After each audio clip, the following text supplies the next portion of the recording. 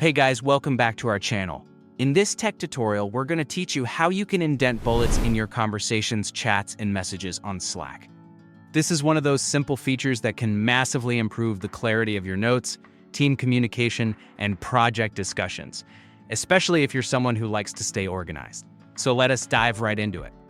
Head over to your Slack workspace and access your message or conversation. For example, here on the left panel. Let me go into that conversation here with that user.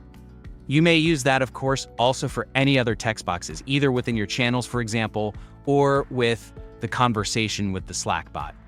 This works universally across Slack. So whether you're creating meeting notes, drafting ideas, or collaborating with your team, the same formatting rules apply. So let me go into that conversation here and type in your message here in your text box. Let me go in that text message here. So to convert this into a bulleted list, guys, simply left-click or hover your cursor at the beginning of that text box and add a line. Left-click into it and select Bulleted List, which is the shortcut Control plus Shift plus 8. That is going to convert your text into a bulleted list.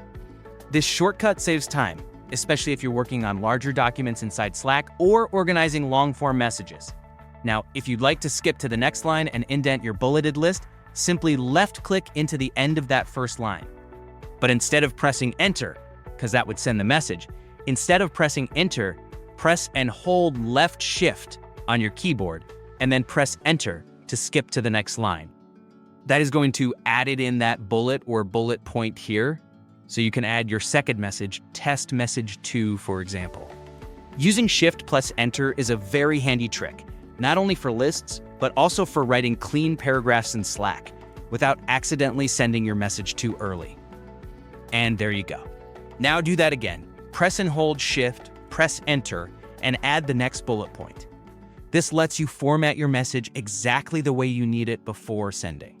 Now, if you'd like to add another indent, guys, and add, for example, a sub-bullet point, simply click into the given line or bullet point and press Tab, and that is going to add a sub-bullet point. There you go.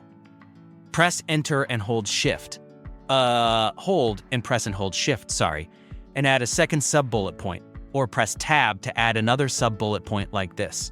Sub-bullet points are great for giving structure to complex discussions, creating nested ideas, or organizing tasks in a step-by-step format. That's how it works, guys. Thanks for watching. Hope you enjoyed this video, got some value from it, and we'll see you later on our channel. If you found this helpful, don't forget to like, subscribe, and hit the notification bell so you don't miss out on more quick productivity tips just like this.